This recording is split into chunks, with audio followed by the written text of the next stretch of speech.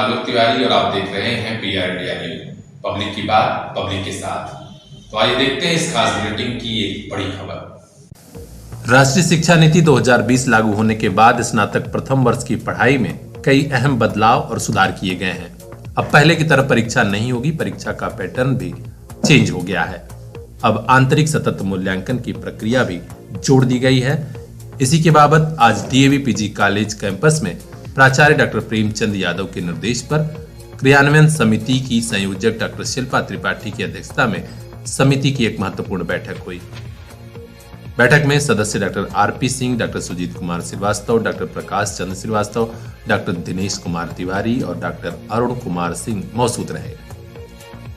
क्रियान्वयन समिति में निर्णय लिया गया कि जो भी दिशा निर्देश 2020 शिक्षा नीति के तहत आए हैं और विश्वविद्यालय का जो भी गाइडलाइन है उसी के तहत मिड टर्म की परीक्षा कराई जाएगी। इसके पहले जो सतत मूल्यांकन की प्रक्रिया होनी है उसे भी मानक अनुरूप संपन्न कराया जाएगा। इस बारे में समिति के वरिष्ठ सदस्य डॉक्टर पंकज सिंह ने मीडिया को बताया कि कार्य योजना में मिड टर्म एग्जाम हेतु राष्ट्रीय शिक्षा योजना में विहित निर्देशों के अनुसार कुल 25 अंकों के लिए कार्य योजना बनाई गई है। इसमें 15 अंकों की लिखित परीक्षा होगी, जबकि 5 अंक का असाइनमेंट वर्क होगा और छात्रों की उपस्थिति के आधार पर 5 अंक उन्हें दिए जाएंगे। कुल मिलाकर स्नातक प्रथम वर्ष की परीक्षा इस बार बदले हुए पैटर्न पर होगी। इसकी जानकारी छात्र छात्राओं के अलावा शिक्षकों तक भी पहुंचानी है। ऐसे में समिति की यह बैठक काफी अहम मानी जा रही है। आलोक तिवारी की रिपोर्ट, PR इंडिया न्यूज। मोबाइल लेना है तो सोचिए मत, सीधे चले आइए Shri Balaji telecom, civil line चौराहा, कोयरी पोखरा के समीप, आजमगढ़। हम दे रहे हैं आपको मोबाइल पर फाइनेंस की सुविधा। आधार कार्ड लेकर आइए, बगैर पूरा पैसा दिए मोबाइल लेकर जाइए। तो सोचिए मत, संपर्क कीजिए 8400776054। आपके सपनों वाली मोबाइल का खास showroom Shri Balaji telecom, civil line चौराहा, आजमगढ़। कई सालों से डिमांड हो रही थी, लेकिन यह डिमांड अब जाकर पूरी हुई है।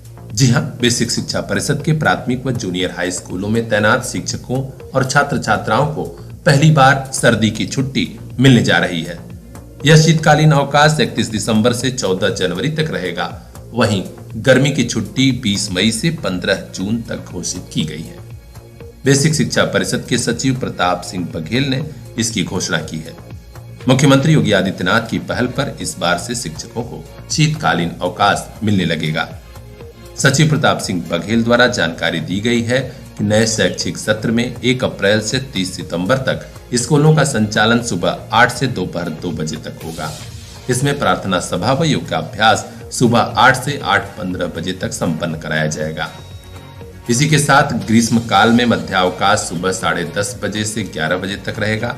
1 अक्टूबर से 31 मार्च तक स्कूलों का संचालन सुबह 9 बजे से शाम 3 बजे तक किया जाएगा।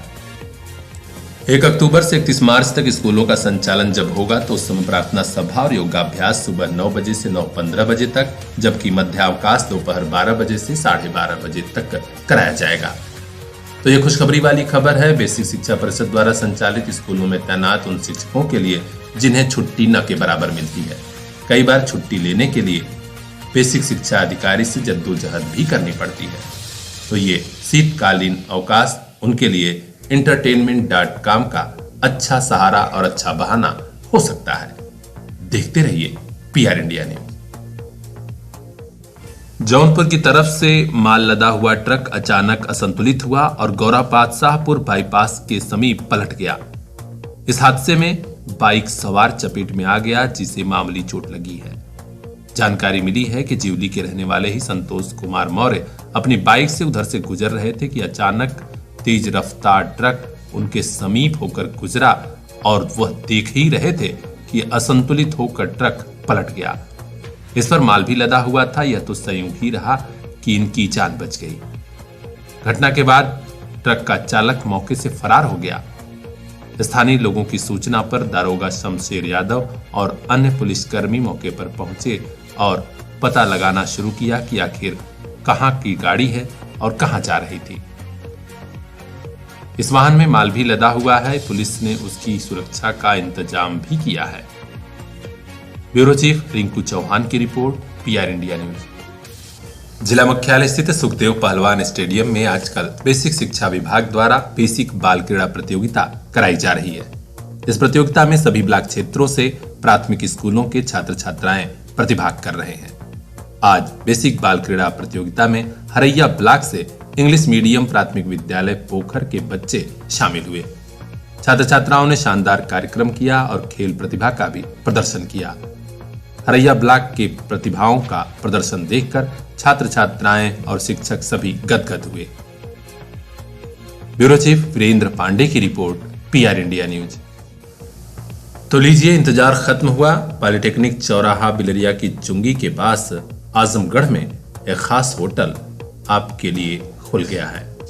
आज एवरेन होटल का उद्घाटन हुआ, जिसमें बड़ी संख्या में लोग शामिल हुए। होटल का उद्घाटन अंसार अहमद और डॉक्टर उस्मान गनी साहब ने किया। इस बारे में होटल के प्रबंधक मोहम्मद अजमल ने PR इंडिया न्यूज को बताया कि महंगाई के इस दौर में अपने ग्राहकों को सबसे अच्छा और सबसे सस्ता तथा अन्य होटलों से हटकर फास्ट फूड और खाने पीने के अन्य लजीज व्यंजन हम देंगे। उन्होंने कहा कि यहाँ प्राइवेसी का पूरा ख्याल रखा जाएगा और बच्चों के खेलने के कई साजो सामान भी हैं जो लोगों को काफी पसंद आएंगे। मेरा पर्पज़ यही है कि जैसे मेरे यहाँ पूल है, बच्चे आकर खेलें इसको और उसको सीखें। और दूसरा जो है प्राइवेसी देना चाह रहा था, जैसे कुछ फैमिली ऐसी है कि जो मतलब सेपरेट बैठ के खाना पीना उसी पर्पज़ से बोला।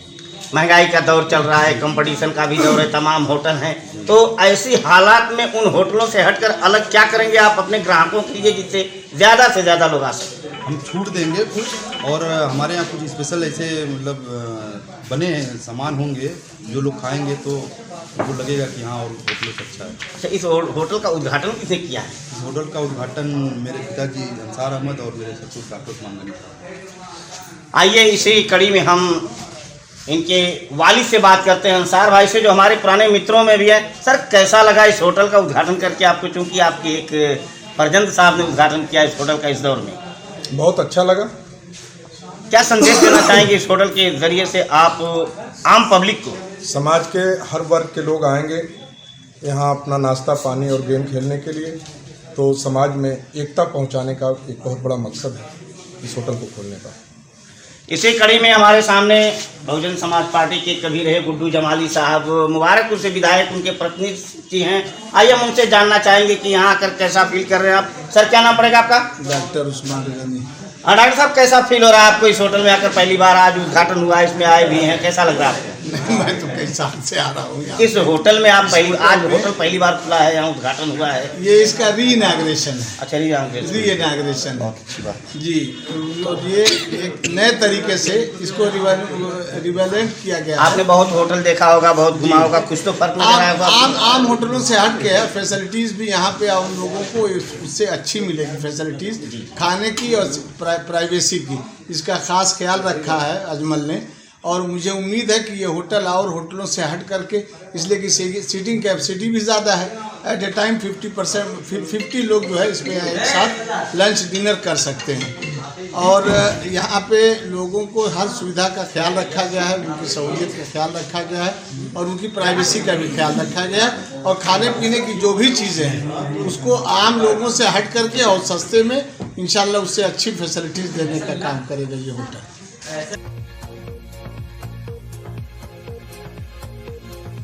तो आप भी हो जाइए तैयार और उठाइए लुत्फ होटल एवरेन का। आनंद गुप्ता की रिपोर्ट, PR इंडिया न्यूज। प्रदेश की योगी सरकार ने भूमाफियाओं के खिलाफ सख्त कानूनी कार्रवाई का आदेश तो दे दिया है, लेकिन आजमगढ़ के भूमाफियाओं में कुछ ऐसे हैं जो अपनी पहुंच और पकड़ की बदौलत मलाई काट रहे हैं। वे अवैध तरीके से जमीनों पर कब्जा कर रहे हैं, लेकिन उनके खिलाफ कोई कार्रवाई नहीं हो रही। नया मामला आजमगढ़ जिले के सगड़ी तहसील क्षेत्र के जयराजपुर गांव का है। आज सगड़ी तहसील पर SDM साहब को प्रार्थना पत्र देने आए जयराजपुर गांव निवासी शब्बाह ने मीडिया को बताया कि SDM साहब से दरख्वास्त लगाई है हमने कि भूमाफिया हमारी जमीन पर अवैध कब्जा कर रहे हैं। उन्होंने पूरा प्रकरण बताया और तत्काल कार्रवाई की मांग की है। आइए हम आपको सुनाते हैं इस परेशान काश्तकार की पीड़ा। मामला ये है कि साहब मैं मेरी 21/24 की पैमाइश के लिए मैंने दरख्वास्त आज साल भर से ऊपर हो गई, लेकिन मेरी दरख्वास्त जो है वो अभी तक मेरी पैमाइश नहीं हुई। सामने वाला जो आदमी बहुत दबंग टाइप का आदमी है, वो जो है वो ज़मीन मेरी कब्ज़ा करता चला जाता है। इधर चेक रोड भी जोत लिया है, आगे हमारी ज़मीन भी आधी कब्ज़ा कर लिया है। वो आधी ज़मीन शेष बची है। आए दिन कभी जो है क्या नाम है, हर 100 नंबर को बुलाना पड़ता है, रोज़ कुछ न कुछ परेशानी खड़ी रहती है। वहाँ एक आदमी को जागना पड़ता है हर टाइम, बहुत परेशानी है। वहाँ लफड़ा रखा हुआ है और ज़्यादातर उम्मीद है कि मसला ख़राब हो जाएगा। इसकी वजह से हम लोग चाहते हैं कि तनाव बरकरार रहे, यथा स्थिति बनाए रखें जब तक कि पैमाइश नहीं हो। अच्छा, यहाँ पे ज्ञापन देना है, क्या कहें एसडीएम साहब? एसडीएम से यही कहते हैं कि साहब जितनी जल्दी हो सके हमारा हमको जो है न्याय मिले, हमारी पैमाइश जो है जितनी जल्दी हो सके बेहतर है, इसलिए कि वहाँ मसला ख़त्म हो। हम यही चाह रहे हैं कि चकमार को अलग कर दिया जाए और हमारी ज़मीन सुरक्षित कर दी जाए। जिलाधिकारी राजेश कुमार ने आदेश दे दिया है कि विरासत के मामलों में लापरवाही और लेट लतीफी न की जाए। उसके बावजूद सगड़ी के एक लेखपाल साहब 1 साल से विरासत दर्ज नहीं किए और तो और कई बार दौड़ाने के बाद पीड़ित से 3000 रुपए की रिश्वत भी ले ली। आज भी काम नहीं हुआ है। आज सगड़ी तहसील पहुंचे पीड़ित ने एसडीएम गौरव कुमार से मदद की गुहार लगाई। मामला क्षेत्र के करमैनी गांव का है। रमेश विश्वकर्मा पुत्र स्वर्गीय मुन्नीलाल विश्वकर्मा ने मीडिया को बताया कि लेखपाल साहब महीनों से परेशान कर रहे हैं। पैसा लेने के बाद भी आज तक वरासत दर्ज नहीं किए। तहसील परवाए हैं वरासत के लिए, वरासत हमारा नहीं हुआ है। 1.5 साल हो गया हमारा वरासत करते। रुपेश यादव जी हैं, वो मुझसे 1.5 साल पहले वो मुझसे पैसा 3000 रुपया लिए। वो नेपाल हैं, 1.5 साल पहले वो पैसा लिए मुझसे। अब कह रहे हैं कि अब होगा 1 हफ्ते में हो जाएगा। 1.5 साल गुजर गया। कहाँ का पूरा मामला है ये? करमैनी का। तो आपसे जो कि वो कितना पैसा लिए थे? 3000 रुपया। कब लिए थे? अरे 1.5 साल हो गया। तो क्या कहा था आपको? कहे थे कि हो जाएगा, 10 दिन में हो जाएगा, 20 दिन में हो जाएगा। क्या काम था आपका? वही वरासत करवाना था। यहाँ पे एसडीएम साहब को ज्ञापन दिए हैं, एसडीएम साहब क्या बोलेंगे? हाँ बोलेंगे। आपकी मांग क्या है? आप क्या चाहते हैं? हम यही चाहते हैं हमारा वरासत हो जाए और रुपया भी वापस हो जाए। पैसा लेकर काम न किए जाने का आरोप लेखपाल रुपेश यादव पर लगा है। इस बारे में जब उनसे बात करने की कोशिश की गई तो उन्होंने अपने पक्ष में कुछ भी कहने से इनकार किया। अब देखना है कि एसडीएम साहब इस मामले की जांच और कार्रवाई कराते हैं या पीड़ित इसी कदर परेशान होता रहेगा। आदर्श श्रीवास्तव की रिपोर्ट, PR इंडिया न्यूज। ये अहंकार की लड़ाई है या फिर सगड़ी तहसील को किसी की नजर लग गई है? ना तो अधिवक्ता काम कर रहे हैं, ना तो लेखपाल काम कर रहे हैं। एसडीएम साहब अलग परेशान हैं। जी हां, आजकल सगड़ी तहसील पर न तो प्रशासन ध्यान दे रहा है और न ही शासन। आलम यह है कि अधिवक्ता संगठन के लोग एसडीएम गौरव कुमार से नाराज हैं, कार्य बहिष्कार कर रहे हैं। इसी बीच मंगलवार को अधिवक्ता प्रतीश यादव और लेखपाल अमित सिंह के बीच हाथापाई हो गई। इस मामले को लेकर अब अधिवक्ता संगठन और लेखपाल संगठन के लोग आमने सामने हैं। दोनों तरफ से जिंदाबाद मुर्दाबाद के नारे लग रहे हैं और आज फिर प्रदर्शन हुआ है। इस बारे में लेखपाल संगठन के लोगों ने कहा कि अधिवक्ता की गिरफ्तारी नहीं हुई तब तक हम लोग चैन से नहीं बैठेंगे। आइए हम आपको सुनाते हैं क्या कहा लेखपाल संघ के पदाधिकारी ने। धरना प्रदर्शन हमारे लेखपाल साथी के साथ अभद्र व्यवहार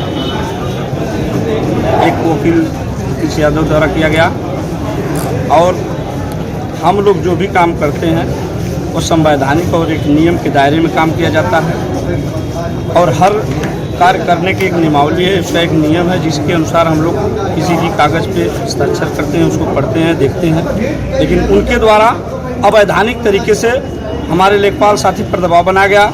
जो जिस धारा की चीज़ नहीं है उसको उस धारा में बिना बताए कह रहे हैं कि लिख दीजिए। ये एक तानाशाही और गुंडई रवैया है और जिसका हम लोग पुरजोर विरोध करते हैं और हमारे साथी ने विरोध किया। कोई भी काम एक नियम है, उस नियम के तहत होता है। लेकिन उन्होंने जब ज़बरदस्ती की, हमारे लेखपाल साथी ने कहा कि नहीं, यह इस धारा की चीज़ नहीं है। उन्होंने उनको धमकी दी, जान से मारने की, कॉलर पकड़ लिया, जिसका हम विरोध करते हैं। और हम एक कर्मचारी हैं, हम लोग एक नियम से काम करते हैं और शासन प्रशासन के कार्यों को करना हम लोग भली भांति जानते हैं कि किस तरह किया जाता है, और उसको सही पथ दिखाना एक कर्मचारी का काम है। सही काम को सही दिशा में करना, जिसकी समीक्षा जनता स्वयं करती है कि हम लोग अच्छे कामों को सही ढंग से करते हैं। अगर कोई उसको ज़बरदस्ती कराएगा, नियम के विरुद्ध कराएगा, तो यह गुंडागर्दी हम बर्दाश्त नहीं करेंगे, क्योंकि नियम है, नियम के दायरे में सबको आज़ादी है, चाहे वह वकील संवर्ग हो, चाहे लेखपाल संवर्ग हो। एक सैद्धांतिक सबका सिस्टम है और एक संविधान के ही दायरे में वो भी काम करते हैं, हम भी करते हैं। इसलिए अगर कोई गुंडई पे आएगा तो हम उसका विरोध करेंगे और एक कतई हम बर्दाश्त नहीं करेंगे। एफआईआर दर्ज हो गई है, हाँ, तो आप लोग धरना समाप्त करके काम पे लौट जाइए। हमारी जो मांगे हैं उसमें गिरफ्तारी है और वकील की जो लाइसेंस है वो निरस्त किया जाए, और ऐसे लोगों का निरस्त किया जाना इसलिए आवश्यक है कि ऐसे लोग हमेशा बार बार कहीं न कहीं नियम के दायरे में रोड़ा बनते हैं और गलत तरीके से काम कराएं। ऐसे लोगों की ज़रूरत नहीं है जो नियम के विपरीत काम कराना चाहते हो। यही मांग हम लोगों की है, और जब तक हम लोगों की पूरी मांग नहीं की जाएगी तब तक हम लोग विरोध प्रदर्शन में रहेंगे। आज के प्रदर्शन में राजकुमार सिंह, पवन गुप्ता, ओमकार सोनकर, सागर सोनी, दीपक यादव, हरकेश यादव, आशा, आकांक्षा यादव, अनीता चौहान, महेश यादव, संतोष सिंह, इंदु सिंह, अमित सिंह सहित बड़ी संख्या में लेखपाल एकजुट होकर मौजूद रहे। लेखपाल संघ के मंत्री अरुण गुप्ता ने कहा है कि लड़ाई आर पार की होगी, हम लोग चुप नहीं बैठेंगे, आरोपी अधिवक्ता की गिरफ्तारी की जाए। जैसा कि आप लोग जान रहे हैं कि 7 दिसंबर को हमारे लेखपाल साथी अमित कुमार सिंह पर अधिवक्ता प्रतीश यादव द्वारा हमला किया गया, उनके साथ अभद्रतापूर्ण व्यवहार किया गया, जान से मारने की धमकी दी गई और उनके सरकारी अभिलेख को फाड़ दिया गया, जिससे हम लोग आक्रोशित होकर के प्रार्थना पत्र कोतवाली जीएनपुर को दिए। उसमें एफआईआर तो लिखी गई, लेकिन अभी तक किसी की गिरफ्तारी नहीं हुई, जिसके कारण हमारा पूरा लेखपाल संघ आक्रोशित है। हमारे साथ पूरा कर्मचारी संघ है, हम धरना स्थल पर बैठे हैं और जब तक गिरफ्तारी नहीं हो जाती तब तक हमारा धरना प्रदर्शन इसी तरह चलता है। अच्छा सर, आप लोगों का धरना प्रदर्शन कितने दिन से चल रहा है? ये हमारा धरना प्रदर्शन 7 तारीख को हमने एफआईआर की कॉपी दिया कोतवाली में और उसके बाद से चल रहा है। आप लोगों की मांग नहीं पूरी होंगी सर, तो क्या करेंगे सर? अगर हम लोगों की मांग पूरी नहीं हुई, अगर अधिवक्ता की गिरफ्तारी नहीं हुई, तो हम लोगों ने यह निर्णय लिया है कि अगर आवश्यकता पड़ी तो हम शासकीय कार्यों को भी रोक देंगे। उधर अधिवक्ता संगठन के पदाधिकारियों ने भी तलवारें खींच ली हैं, कहा है कि आरोपी लेखपाल पर कार्रवाई हो, और हम इतना ही नहीं, एसडीएम साहब के खिलाफ भी आंदोलन कर रहे हैं, उनके स्थानांतरण तक हमारा आंदोलन जारी रहेगा। इस बारे में सुनिए अधिवक्ता आशीष कुमार मिश्र और अरुण कुमार सिंह की सीधी बात। देखिए, ये लेखपाल द्वारा जो हड़ताल जो एफआईआर किया गया है, वो एफआईआर लेखपाल द्वारा किया नहीं गया, वो कराया गया है। माननीय एसडीएम सगड़ी से हम लोगों का विवाद चल रहा है, उसी के क्रम में यह एक साजिश के तहत ये एफआईआर कराया गया। और एफआईआर की जब कॉपी दी गई वहाँ प्रार्थना पत्र, उस प्रार्थना पत्र का हम लोगों के पास है, उसमें कहीं भी जाति सूचक शब्द या जाति का कहीं उल्लेख नहीं है। लेखपाल का नाम अमित सिंह है।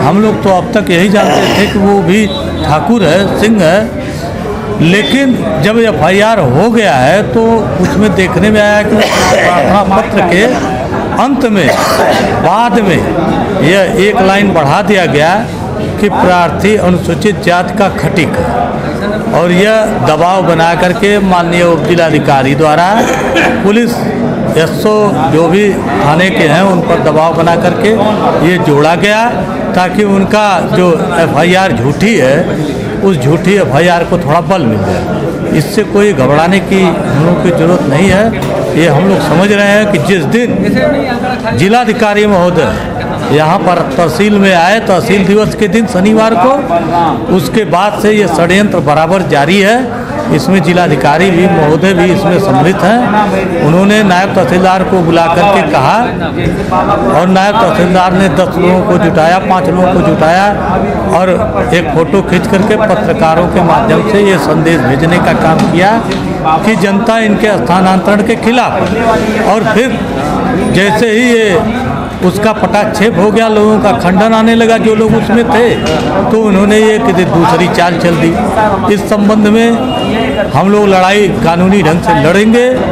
हम लोग का आज जिले पर पूरे आजमगढ़ जनपद के सभी तहसील के अध्यक्षों और DB, district bar, civil bar, tax bar और हमारे मंडल का जितने भी बार है सबके पदाधिकारियों को बुलाया गया है। आज संघर्ष समिति बनेगी, संघर्ष की दिशा निर्धारित होगी। इसी बीच राज्य विधिक परिषद से भी हम लोगों को एक पत्र आया है जिसकी काफ़ी माननीय आयुक्त महोदय के यहाँ हमारे उपाध्यक्ष ने भेजी है वहाँ से, और उसकी काफ़ी माननीय मुख्यमंत्री जी के यहाँ भी गई है। FIR दर्ज हुआ है। चूँकि ये मामला कोई बहुत बड़ा नहीं था, ये मामला एक वकील और प्रतीश कुमार यादव और एक अमित सिंह लेखपाल के बीच तू मैना का हुआ।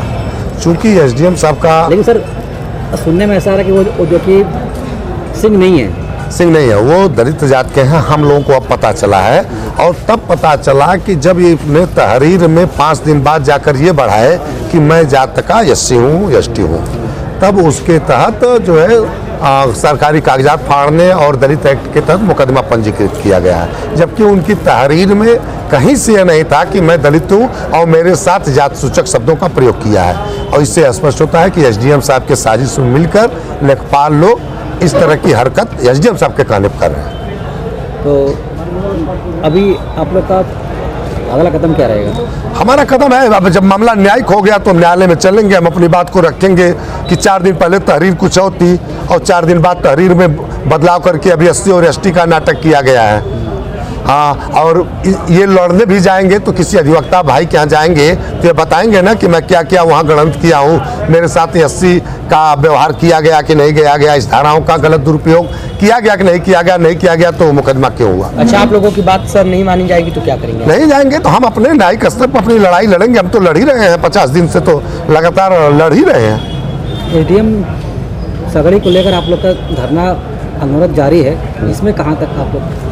अब जैसे ये धरना धीरे धीरे रंग लेते हुए अब जिले के पदाधिकारियों के गया, बार काउंसिल के चेयरमैन द्वारा भी आयुक्त महोदय को एक लेटर आया हुआ है कि इनके बारे में कार्रवाई करें, SDM के ऊपर कार्रवाई करते हुए इनका ट्रांसफ़र किया जाए। अधिवक्ता काफ़ी दुखी हैं, अधिवक्ताओं में काफ़ी रोष है। तो धीरे धीरे हम प्रदेश स्तर के वकील जैसे ये लोग भीड़ बनाकर चल रहे हैं, कभी ऐसा समय होगा कि हमारे भी झुंड हो जाएंगे, हम भी लोग इन्हीं की तरफ हो जाएंगे।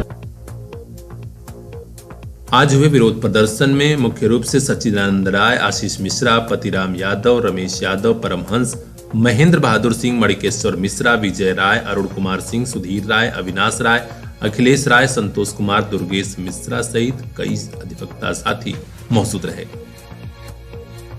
अब देखना है कि जिला प्रशासन इस मामले में हस्तक्षेप करता है या फिर सगड़ी तहसील पर कामकाज ठप रहेगा और जिंदाबाद मुर्दाबाद के नारे लगते रहेंगे। आदर्श श्रीवास्तव की रिपोर्ट, PR इंडिया न्यूज। वैसे तो अधिवक्तागण दूसरों के लिए लड़ाई लड़ते हैं, बहस करते हैं और फैसला कराते हैं, लेकिन एक लड़ाई ऐसी है जिसमें अधिवक्ताओं की ही अदालत है, अधिवक्ता ही जज हैं, वही फैसला सुनाएंगे। जी हां, हम बात कर रहे हैं आजमगढ़ के सबसे बड़े अधिवक्ता संगठन दीवानी बार एसोसिएशन की। एसोसिएशन के अध्यक्ष व मंत्री समेत कई पदों पर चुनावी प्रक्रिया चल रही है। मतदान 17 दिसंबर को होना है। जैसे जैसे सर्द मौसम में मतदान की तारीख आ रही है, माहौल और मिजाज पूरी तरह गर्म होता जा रहा है। इसी चुनावी प्रक्रिया के मद्देनजर आज चुनाव अधिकारी ब्रजेश सिंह ने सभी प्रत्याशियों के साथ एक महत्वपूर्ण बैठक की। मुद्दा यही था कि सभी प्रत्याशी मर्यादित तरीके से चुनावी प्रक्रिया को संपन्न कराने में सहयोग करें। चुनाव अधिकारी ने सभी से कहा कि आप लोग साथ दीजिए, जिससे कि यह चुनाव सकुशल, शांतिपूर्ण और मर्यादित ढंग से संपन्न हो। इस बैठक में अध्यक्ष पद के प्रत्याशी ओम प्रकाश मिश्रा, प्रभाकर सिंह, दयाराम यादव, जगदीश प्रसाद यादव, मंत्री पद के प्रत्याशी राजेश सिंह पराशर, रविंद्र कुमार यादव, कृष्ण कुमार पांडे, हृदय नारायण सिंह और वरिष्ठ उपाध्यक्ष पद के प्रत्याशी उपेंद्र नारायण राय, परवेज अहमद, मिर्जा रेहान केसर, कोषाध्यक्ष पद के प्रत्याशी महेंद्र यादव व संतोष श्रीवास्तव सहित कई और भी प्रत्याशी मौजूद रहे। हमारे ब्यूरो चीफ प्रदीप कुमार सिंह की रिपोर्ट, PR इंडिया न्यूज। आज जो है सभी पदों के प्रत्याशियों की एक मीटिंग बुलाई गई थी कि चुनाव जो है निष्पक्ष तरीके से, शांतिपूर्ण ढंग से हो, जिसके लिए मैं एकदम दृढ़ प्रतिज्ञ हूँ कि चुनाव में कोई व्यवधान नहीं होना चाहिए, शांतिपूर्ण ढंग से होना चाहिए।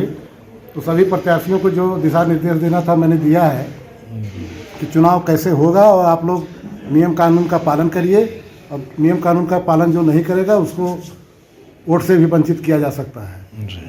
कुल हमारे पास जो है 1836 मतदाता हैं और मतदान जो है सुबह 9 बजे से शाम 4:30 बजे तक होगा। दिनांक 17/12/21 को चुनाव संपन्न होगा और उसके बाद 18/12/21 को मतगणना जो है प्रातः 8 बजे से मतगणना समाप्ति तक होगी। मोबाइल लेना है तो सोचिए मत, सीधे चले आइए Shri Balaji telecom, civil line चौराहा, कोयरी पोखरा के समीप, आजमगढ़। हम दे रहे हैं आपको मोबाइल पर फाइनेंस की सुविधा। आधार कार्ड लेकर आइए, बगैर पूरा पैसा दिए मोबाइल लेकर जाइए। तो सोचिए मत, संपर्क कीजिए 8400776054। आपके सपनों वाली मोबाइल का खास showroom Shri Balaji telecom, civil line चौराहा, आजमगढ़।